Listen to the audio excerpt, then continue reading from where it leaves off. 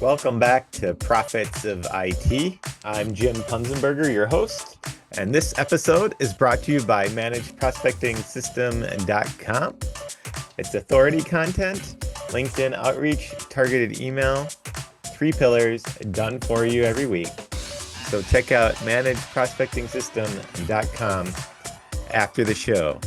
And I'm excited today to have Sass with us, and his title is Chief Demystifying Officer, and his company specializes in energy consulting and IT power needs.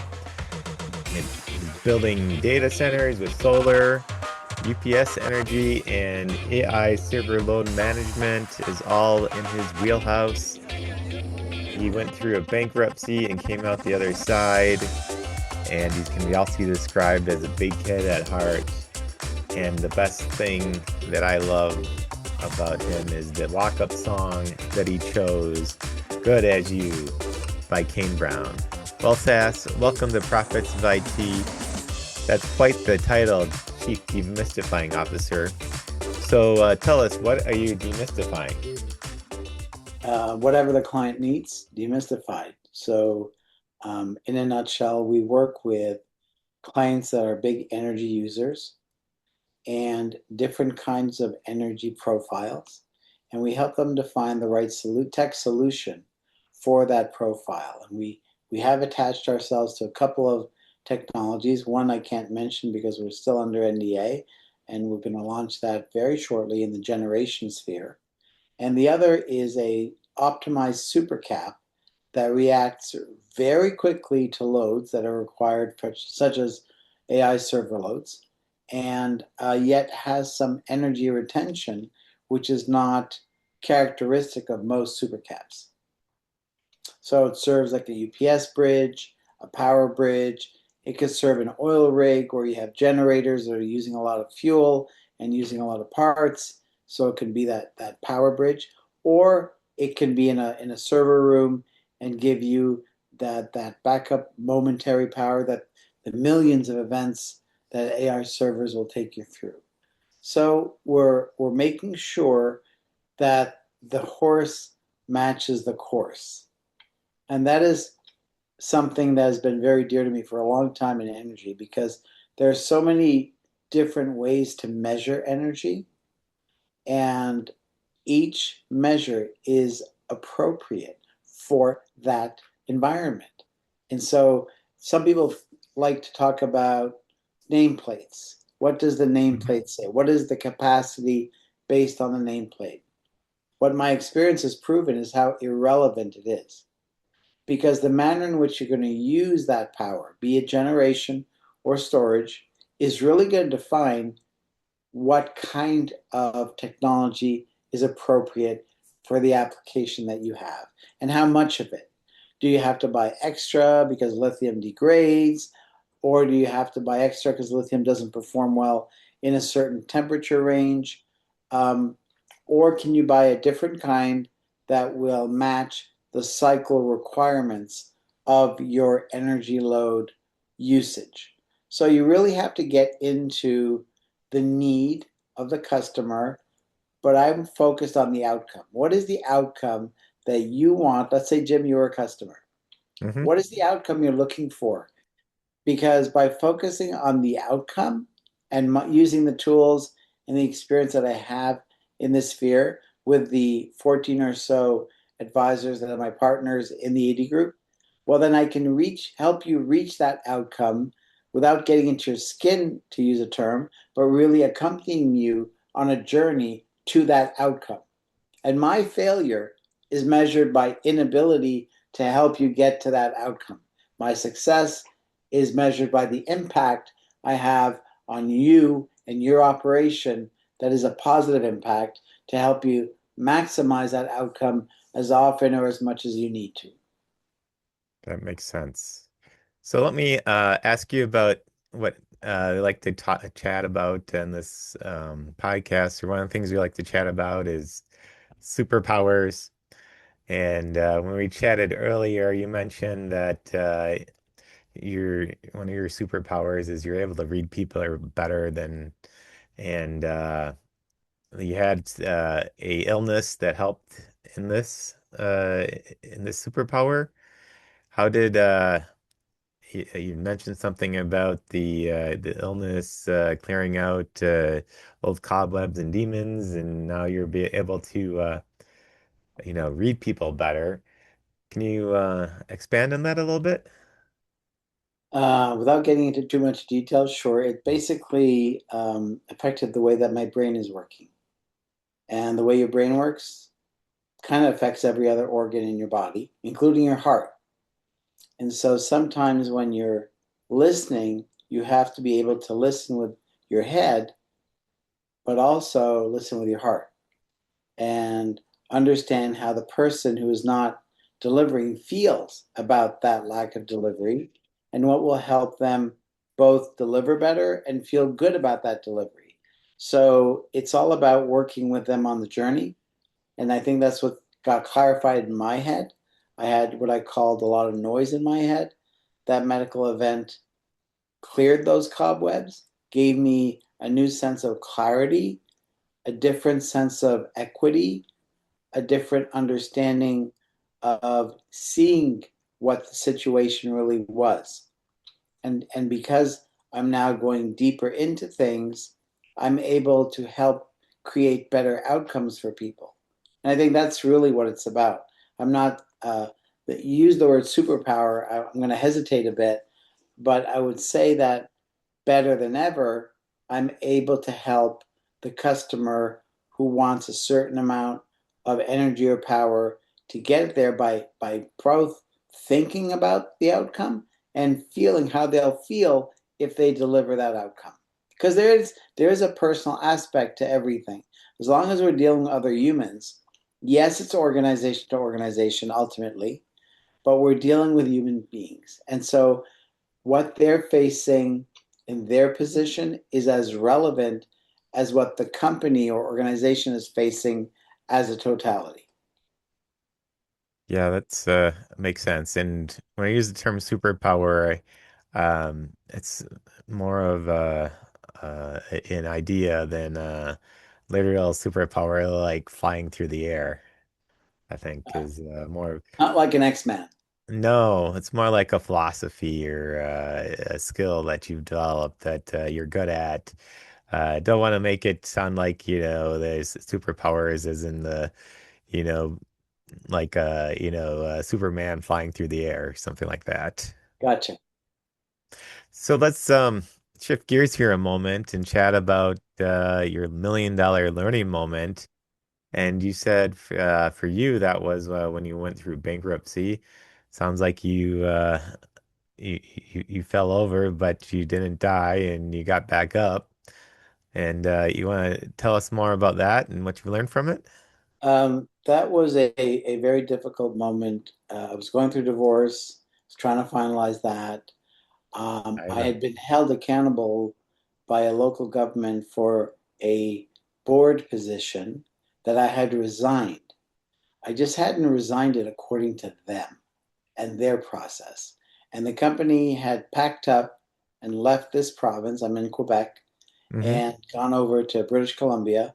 And when you do that, the Quebec government can't chase you to British Columbia. So I was the lone person left here, so they came after me. Now I neglected several warnings and several attempts to resolve it, so I have to own that shit, excuse the expression. Um, but it taught me that you have to be diligent with corporate regulatory requirements, or they will continue to come after you. They won't quit just Hmm. because you have a whatever position, whatever name, whatever time distance, you're a file. And until that file is closed, that file is open. So I would also say to you that it gave me an understanding of some of my own limitations.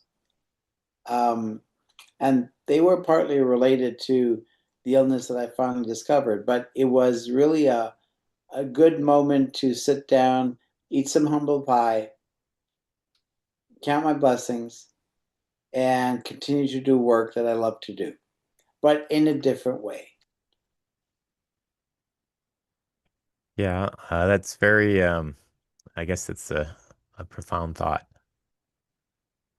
And so let's talk about what you're excited about with your work in helping companies with the energy usage and managing that. What's got you excited in that arena? Um, so energy usage in the data center world is very different than the energy usage that I used to participate in, which was the solar farm, solar rooftop, solar commercial installation, which started to use storage a little bit later. So people started what was easy, putting solar on your roof, driving it to the grid, and that was very simple. Then they said, "But wait a minute, what do you do at night?" Oh, that's a question. And they started using lithium batteries to provide power and energy at night, right?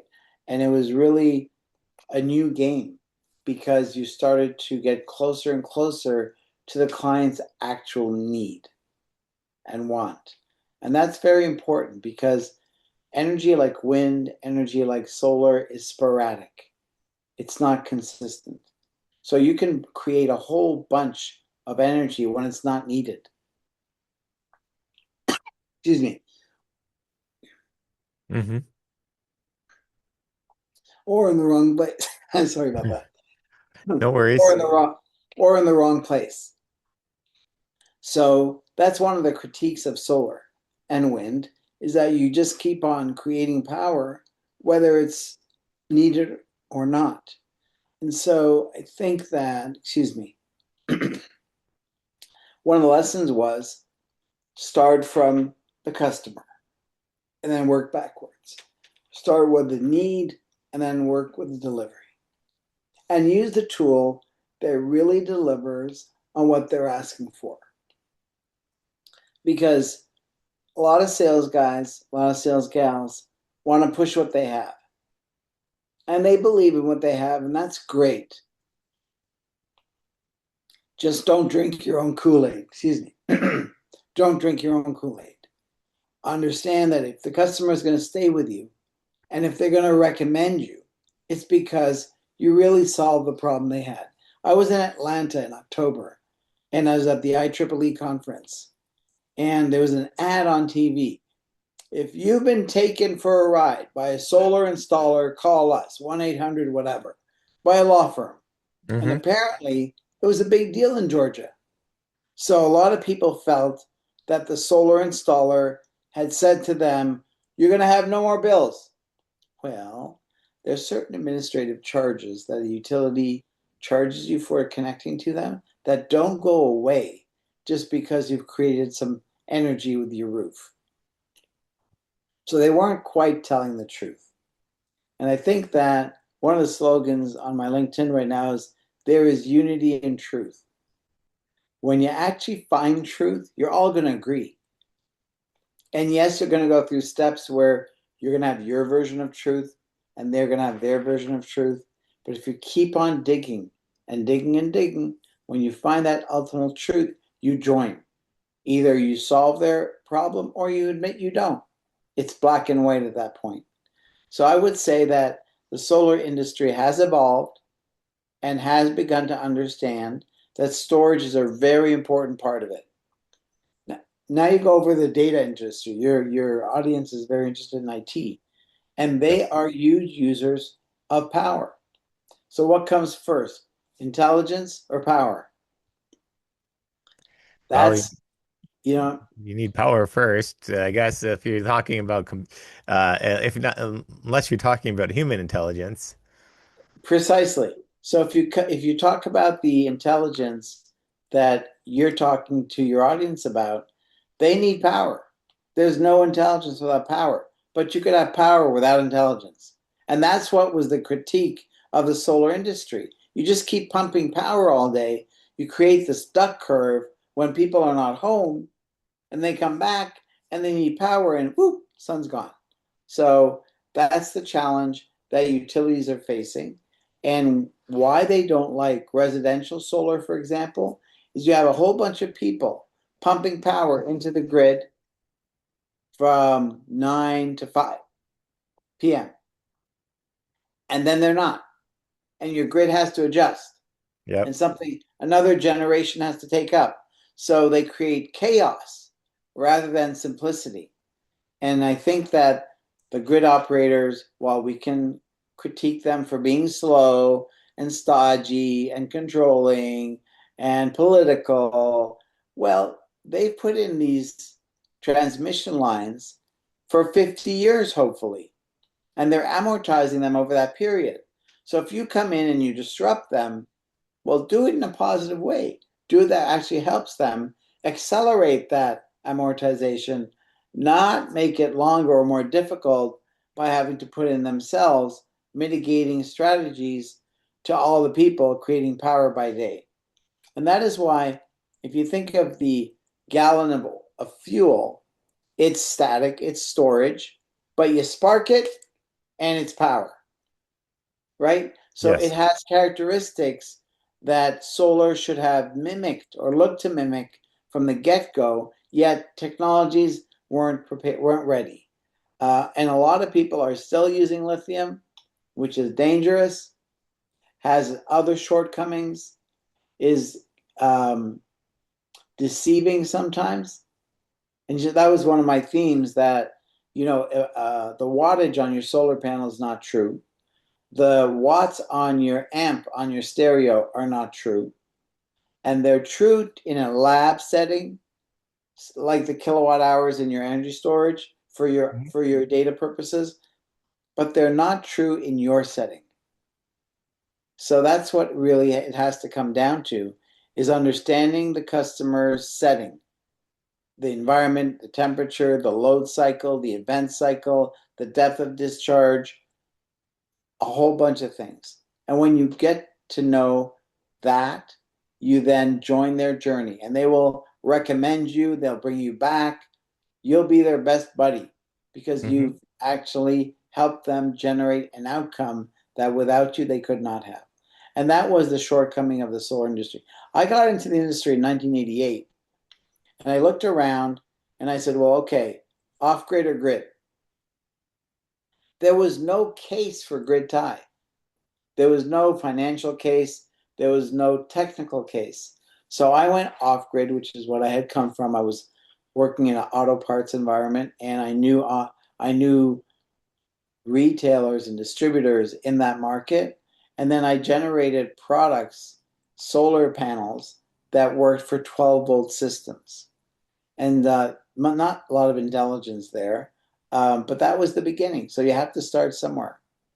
Mm-hmm. And in the IT side of it, if you think of telecom towers are in all kinds of environments, and you can't have a technology that needs a lot of maintenance to keep it up. They're just not going to have the ability or the time to get to that tower quickly and easily and cheaply when it goes down. So you better pick a technology that works and that provides you the solution that you're looking for. That makes sense. So you pick somebody's interest and they'd like to reach out to you and learn more, what would be a good way or good ways of getting in touch with you? I would say the best way is LinkedIn. There is only one Sass Peress with two S's at the end. And I respond to it quite quickly. And that is the best tool at the moment. Sure. Sass Perez on LinkedIn. That's a very unique name. Indeed, it is. It was my grandfather's name. Wow. So you're named after your grandfather. What an Firstborn honor. of the firstborn of the firstborn. So yeah, if you're interested, look up Sass Perez on LinkedIn and or check the show notes below. We'll include a link to your LinkedIn on as part of the show notes. Well, Sass, thank you for your time today and thank you for sharing. It's my great pleasure, Jim, and have yourself a great weekend. You too. And don't forget to stay hydrated and caffeinated. Bye for now.